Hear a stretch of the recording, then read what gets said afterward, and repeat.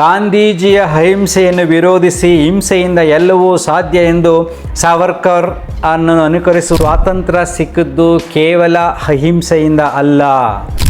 ಭಗತ್ ಸಿಂಗು, ಝಾನ್ಸಿ ರಾಣಿ ಲಕ್ಷ್ಮೀಬಾಯಿ.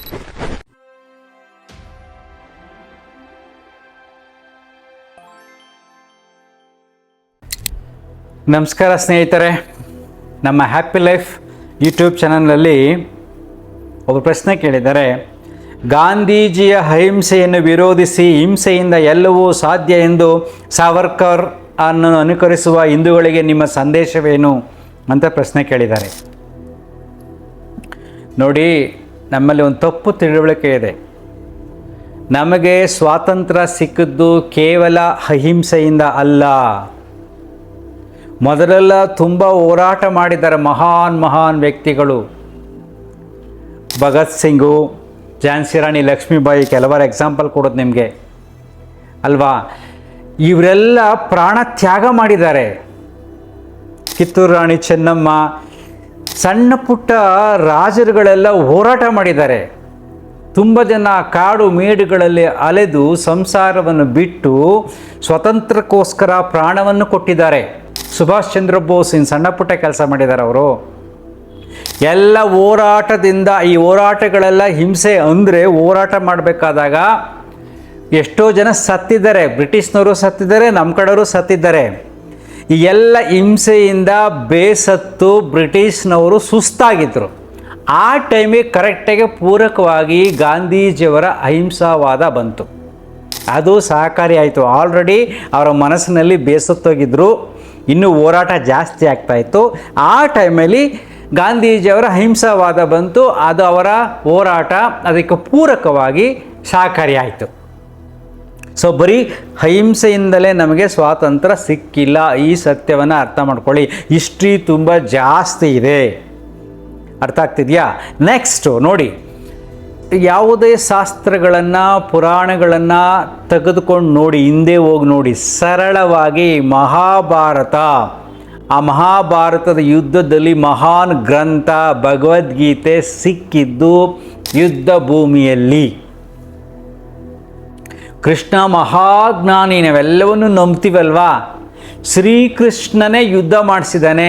ಹಿಂಸೆ ಅಂದರೆ ಅಲ್ಲಿ ಯುದ್ಧದಲ್ಲಿ ಎಲ್ಲ ಸೈನಿಕರನ್ನು ಸಾಯಿಸಿದ್ದಾನೆ, ಬಂಧು ಬಳಗವನ್ನು ಸಾಯಿಸಿದ್ದಾನೆ.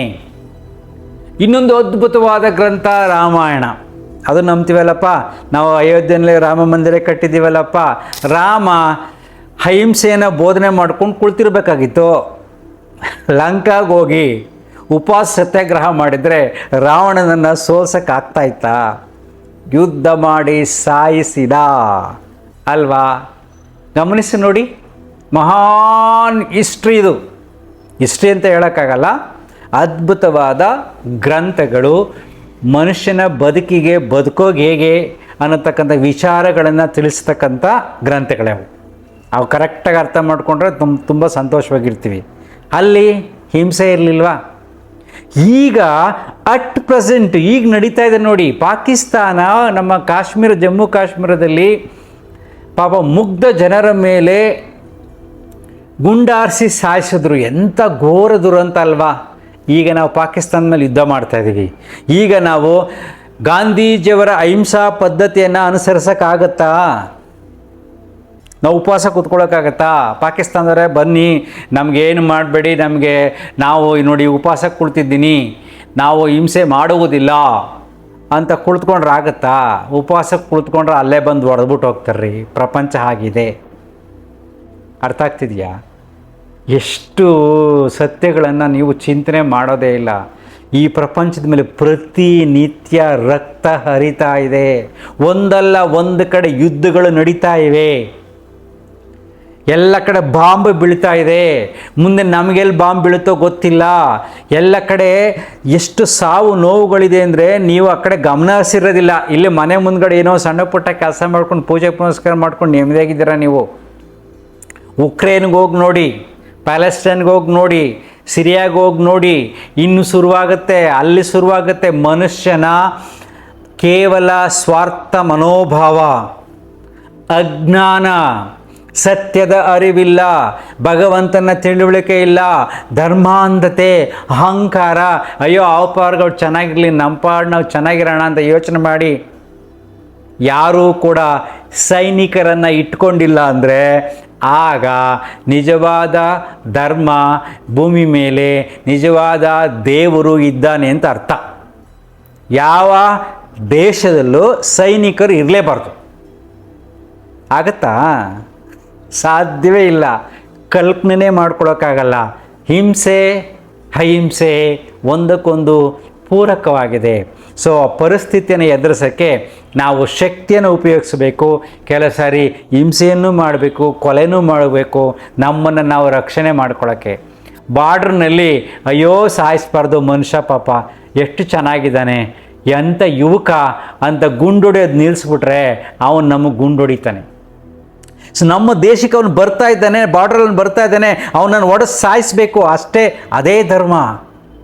ನಮ್ಮ ದೇಶವನ್ನು ಕಾಪಾಡ್ಕೊಳ್ಳೋಕ್ಕೆ ಬಾಂಬಾಕಿ ಎದುರಿಸ್ಬೇಕು.